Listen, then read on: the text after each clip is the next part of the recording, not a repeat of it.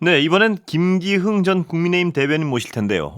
지금 이 스튜디오로 오고 계신데 지금 좀 늦어서요. 전화로 연결하다가 올라오시면 만나보겠습니다. 전화 연결돼 있죠? 안녕하세요. 안녕하세요. 예, 예, 죄송합니다. 예, 예, 예. 오고 계시죠? 예, 예, 예. 그렇습니다. 예, 예. 자, 이번 대선 결과 어떻게 보셨습니까? 국민의힘 입장에서는 아무래도 이재명 당시 후보의 어떤 사법 리스크, 무엇보다도, 의석수가 많은, 입법 권력에 도리어 이제 행정 권력, 그리고 사법 권력까지 모든 걸 가졌을 때, 그 권력이 한쪽으로 집중되면서 권력이 견제되지 않은 측면에서 자제나 절제되지 않았을 때 문제점을 많이 말씀을 드렸는데요. 아무래도 이제 국민들 입장에서는 12월 3일의 계엄과 탄핵 이후의 그 일련의 상황에 대한 그런 것들에 대한 인상이 좀 머릿속에 강하게 좀 있었던 게 아닌가 싶습니다. 그래서 이번에 국민이 이재명 당시 후보가 49.42%를 받고요. 김문수 후보 같은 경우는 41.15%를 받았는데요. 뭐, 그냥 러프하게 본다면 과반이 좀 안 되는 상황이고, 김문수 후보의 41.15%와 이준석 후보의 8.34%를 더하면 이재명 후보의 그 근사치보다 약간 넘는 어떤 득표를 받았습니다. 그래서 과반 전체를 지지를 못 받은 거는 어떻게 본다면 이재명 후보를 국민의 선택으로 대통령이 됐지만 반 정도의 국민들은 그 부분에 대해서 동의하지 않는다. 어떻게 보면 지지한 국민의 반이 있고 반은 또 지지를 안 했기 때문에 이재명 대통령이 국정을 운영하는 데 있어서 나머지 반의 목소리도 잘 들어줍사 하는 민심이 절묘한 어떤 표로서 그런 민심을 드러난 게 아닌가 싶습니다. 예, 예. 자, 이준석 개혁신당 후보의 득표는 어떻게 평가하십니까? 아무래도 이제 가능성과 한계를 동시에 좀 보였다고 볼 수 있고요. 토론회가 전체적으로 세 번 있었는데 첫 번째, 두 번째 토론회에서는 많은 사람들의 좀 이목을 얻은 건 사실인 것 같습니다. 뭐 호텔 경제학이든 아니면 이제 커피 원가 120원 관련해서 이재명 당시 후보의 어떤 경제 정책에 대해서 문제 제기를 하고 그 부분이 좀 많이 불거진 부분이 있습니다.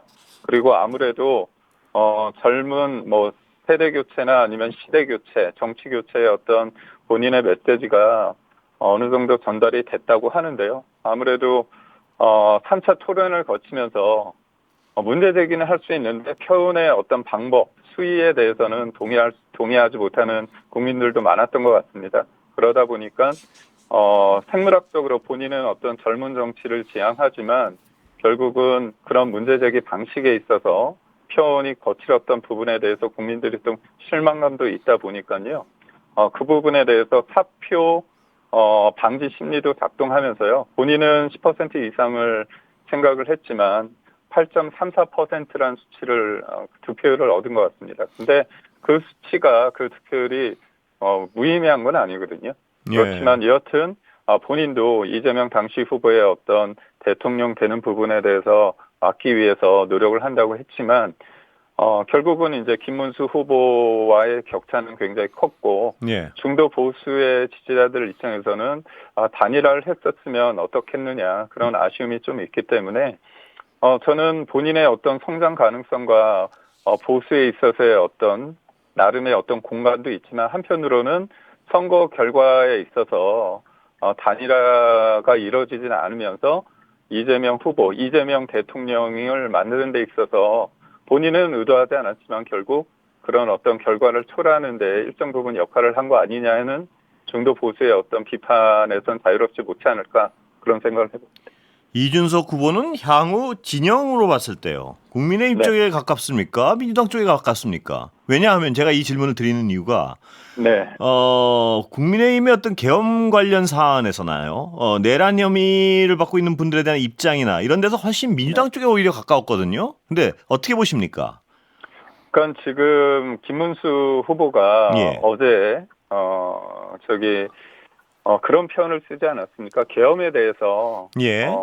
예전보다는 좀 진일보한 입장을 냈습니다. 예. 계엄을 냈던 대통령의 뜻이 당에 일방적으로 관철된 데에 대해서 깊은 자성이 필요하다 얘기를 했습니다. 예. 그리고 또 앵커께서 말씀하신 것처럼 계엄과 탄핵에 대해서는 이준석 후보, 이준석 의원이 이제 민주당과 같지만 예. 근본적인 어떤 세상을 바라보는 관점과 시장을 바라보는 것 그리고 예. 또 정부의 어떤 크기 예. 그리고 이재명 대표의 어떤 사법 리스크를 바라보는 시선은 중도 보수와 결을 좀 같이 하기 때문에 제가 볼 때는 그거는 보수 쪽에 좀 진영에 있다고 보는 게 맞지 않을까 싶습니다. 예. 이준석 후보 생각은 또 한번 물어봐야겠습니다. 보면. 그럼요. 예. 속마음은 모르는 겁니다. 예. 자, 전화로 계속 진행할까요? 다 와 계십니까 혹시? 지금 올라가고 있습니다. 그래요. 예. 그럼 전화 통화 가능하세요? 예, 말씀하십시오. 예. 자, 권성동 의원은요. 대선 패배 책임지고 원내대표직 사의 표명했는데 어떻게 보십니까? 이 상황에 대해서. 아무래도 그 자리에 있는 사람으로서 예. 대선의 패배에 대해서 책임을 지는 거는 맞다고 봅니다. 예. 그거에 대해서 본인이 또 결정한 문제고요. 예. 백지 상태에서 모든 것들을 재점검해야 된다 그런 얘기도 한 만큼 예. 저는 본인의 뜻에 대해서 존중을 합니다. 예. 근데 이제 다만 저는 김영태 비대위원장이 지금 사퇴하는 게 맞느냐의 부분에 대해서는 좀 저는 이견을 가지고 있는데요. 예. 아무래도 본인이 가졌던 메시지와 젊은 시각과 탄핵과 계엄에 대한 입장이 예. 좀 다르지 않았습니까? 예. 그렇다면 그런 부분에 있어서 예. 충분하게 자, 다 오신 것 같은데 전화 끊고 들어오시죠. 예. 예. 자, 지금 김기흥 전 대표 예, 앉으시죠. 예. 이 전화로 인터뷰하다가 직접 이 경우는 처음인 것 같은데요. 계속 전화로 하시거나. 아니 실은 저도 예. 좀 처음인데요.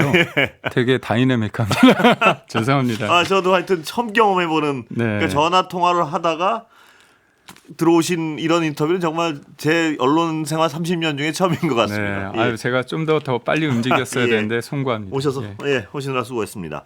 자, 아까 나누던 얘기 나눠볼까요?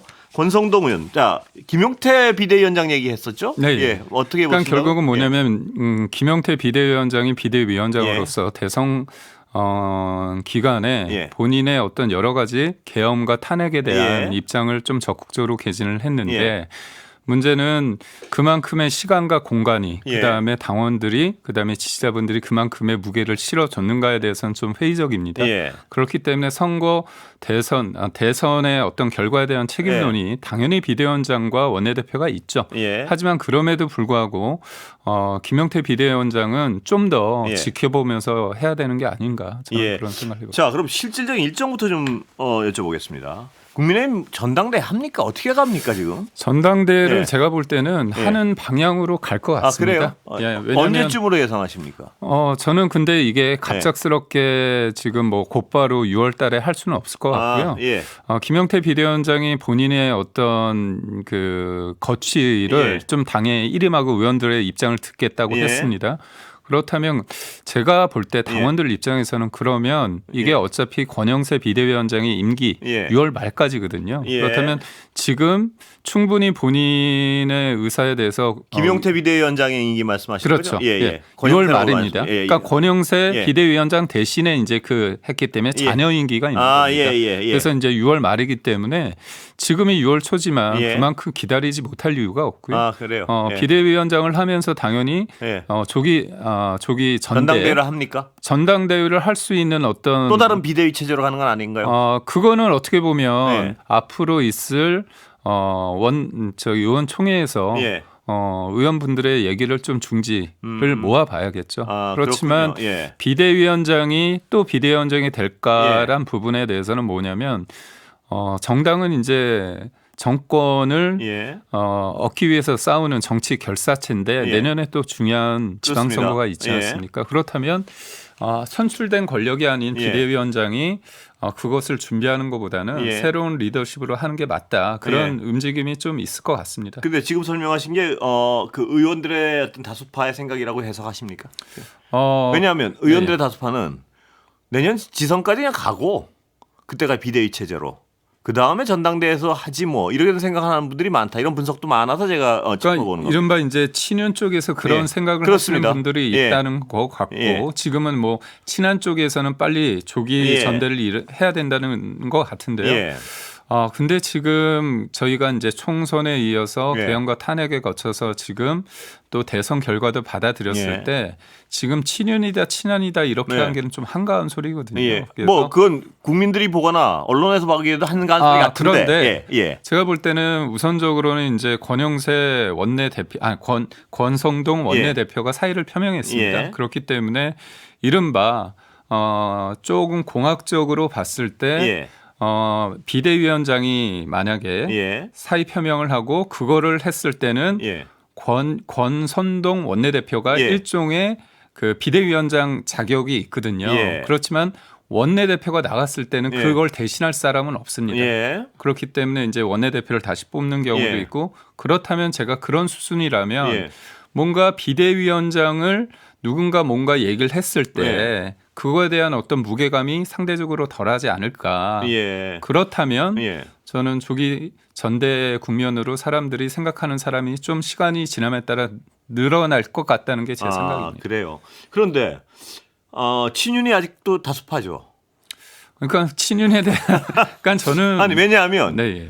실질적인 어떤 당의 장악에 대한 부분, 뭐 옳고 그름을 다 떠나서 네. 생각해 보자고요. 그럼 친윤이 다수파고 앞으로 지금도 당내 장악력이 강하다면 그분들이 원하는 대로 가는 거 아닙니까?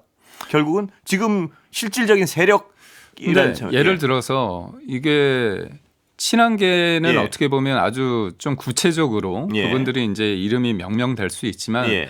나머지는 좀 느슨한 형태라고 전 볼 수 있거든요. 예. 그런데 이쪽은 조기 전대를 되게 원하고 예. 그다음에 대선 결과가 나오면서 어제부터 굉장히 조직적으로 그런 예. 분위기를 좀 만들었습니다. 예. 그러다 보니까 김문수 후보가 예. 당권 도전하는 거 아니냐 했을 때 예. 아니 어떻게 대선에서 진 후보가 되느냐 그런 분위기가 됐는데 예. 오늘 일이 있지 않았습니까? 예. 김문수 후보가 난 안 나간다. 예. 쓰레기 더미 뭐 날 왜 쓰레기로 이렇게 보느냐 그런 식으로 네. 확실히 선을 걷습니다. 예. 물론 선을 걷다고 해서 김문수 후보가 선을 걷다고 해서 안 나온다 그렇게 예. 말할 수는 없죠. 예. 왜냐하면 당원과 국민이 원하면 나올 수도 예. 있지만 여하튼 지금의 전대 상황에 대해서 굉장히 적극적으로 원하는 측이 예. 친한이라고 한다면 예. 그거에 대해서 원하지 않는 사람을 그냥 친윤으로 예. 하나의 풀에 하나의 덩어리로 예. 카테고리로 하는 게 맞는가에 대해서는 좀 회의적이거든요. 예. 다만 저는 개인적으로는 원내대표가 지금 사의 표명을 했고 새로운 원내대표가 됐을 때 예. 여기도 추대냐 아니면은 이른바 표 대결을 예. 할 것인가 됐지만 지금은 또 추대 얘기가 좀 나오기도 있습니다. 예. 그렇다면 여기도 선출직 어떻게 보면 정당성이 좀 떨어질 예. 수도 있는데 예. 비대위원장만도 그렇게 한다고 했을 예. 때 당원과 지지자들 입장에서는 그러지 말고 예. 우리가 좀 더 요번에 좀 힘들지만 예. 강력한 어떤 리더십을 한번 세워보자. 예. 그렇다면 전대에 대한 목소리가 커지지 않을까. 아, 저는 그렇게. 그 기준이 왜 그러냐면 권성동 원내대표가 사의 표명을 했기 때문에 예. 그런 어떤 목소리가 예. 비대위원장으로 쭉 가자는 목소리가 조금 예. 설득력이 떨어질 수도 있지 않을까 그런 생각을 합니다. 다른 분들은요. 무슨 네. 분석을 하는 분도 있냐 하면은 내년 지선이 지금 국민의힘으로선 우호적인 환경이 아닐 가능성이 많다. 이게 많지 않습니까? 근데 괜히 당권 섣불리 잡았다가 지선 책임지고 아무것도 못 지게 되는 그런 상황에 대비해서 누구도 적극적으로 나서려 하지 않을 것이다. 이런 분석하는 분도 있습니다. 지금 당권에. 예. 저는 지선까지는. 지금 예. 당권을 도전하는 사람이 예. 당권을 통해서 공천권을 행사하겠다, 예. 뭔가 당을 장악하겠다 그런 마음이 좀 있을 수도 있겠지만 그런 마음이 비춰졌을 때 특히나 지금 당원들이 허탈하고 예. 뭔가 바뀌어야 되고 쇄신의 목소리가 있는데 그런 사심이 가득하다고 한다면 그거에 대해서 동의하지 않을 겁니다. 그러면 예. 경선 과정에서 아니 전대 과정에서 예. 그런 분은 당대표가 되기 힘들지 않을까 하는 게 제 생각이고 예. 저는 지방선거는 반드시 지방선거부터는 우리가 또 반등의 어떤 예. 계기를 만들어야 되는 절실함이 있기 때문에 예. 이게 역설적으로 선거를 준비할 때 리더십이 또 만들어지는 예. 과정입니다. 예. 그렇기 때문에 전시와 평시를 했을 때 전시를 전당대회 그다음에 지방선거를 예. 만드는 과정이라 한다면 그게 연이어서 가는 것도 예. 하나의 어떤 방법론이 되지 근데 않을까 지금 싶습니다. 설명하셨지만 김문수 후보는 선을 그었고요 오늘 당권 도전에 대해서. 네. 친윤은 말씀하셨지만 미온적이고 친한도 뭐 친한은 적극적이라고 친한은 예. 되게 적극적인 거 아닌가요? 적극적이라고 하지만 네, 예. 상황에 따라 그러니까 자꾸 들을수록 이거 전당대회 안 열리고 그냥 약간 중간 상태 어중간한 상태로 갈 수도 있겠다. 그러니까 이게 예. 그 비대위원장 체제를 예. 계속 간다고 한다면 그런 우려는 있었겠죠. 예. 왜냐하면 우리가 지난해 전당대회를 통해 가지고 굉장히 역동적인데 예. 근데 그 정도가 심해지면서 분열의 씨앗이 예. 나아지지 않았습니까? 우리가 민주당을 굉장히 비판했지만 밋밋한 전당대회였는데 하나가 되고 있고 예. 그런 어떤 과정을 봤을 때 예. 우리가 굉장히 처음에 정치 문법상 전당대회를 하는 게 당연히 맞다고 예. 생각했는데 예. 과연 그게 실효성이 있을까에 대한 회의론도 대두될 수 있을 것 같습니다. 예. 그렇죠. 근데 예. 저는 앵커께서 말씀하신 것처럼 지방선거 질 가능성도 있기 때문에 예. 굳이 당대표 나올 사람이 없겠다. 그렇지는 않을 것 같습니다. 그래요. 네. 예. 적극적인 분이 하여튼 한 분밖에 없는 것 같아서. 예. 저는 네. 뭐 지금 누가 나올 수 있겠습니까? 보면. 저는 그 예. 당원들이나 아니면 중도 보수 있는 예. 분들 중에서 요즘 언급되는 분이 예. 안철수 의원 관련해서 좀 그래요? 언급되는 분들이 있습니다. 예. 왜냐하면 모든 사람들이 예. 자기가 깃발을 들었을 때 예. 열심히 하고 예. 내가 경선에서 졌을 때 아무래도 안철수 의원의 이번에 헌신이라고 맞습니다. 느끼는 사람들이 좀 있다 이건가요, 당내에서? 맞습니다. 그게 왜 예. 그러냐면 저도 뭐 정치는 잘 모르지만 예. 저도 당협위원장을 이번에 하면서 현장에서 많이 예. 뛰었는데 많이 저희가 찢겨 있습니다. 예. 그래서 뭐 계엄에 대한 입장, 탄핵에 대한 예. 입장 그리고 뭐 김문수 후보에 예. 대한 거, 뭐 대통령에 대한 입장, 한동훈 예. 전 대표에 대한 입장 이렇게 갈려 예. 있는데 우리가 그 마음을 얻기 위해서는 설득의 논리가 아니거든요. 예. 저 사람이 내가 깃발을 안 들었지만 예. 1등 후보가 아니지만 예. 4등 후보든 3등 예. 후보든 현장에서 열심히 하는 모습을 보면서 예. 그리고 뭐 벌써 시간이 다 됐습니다 오늘. 여기까지 들어야 될 것 같습니다. 아이고, 예. 죄송합니다. 김기웅 국민의힘 전 대변인이었습니다. 감사합니다. 고맙습니다. 네.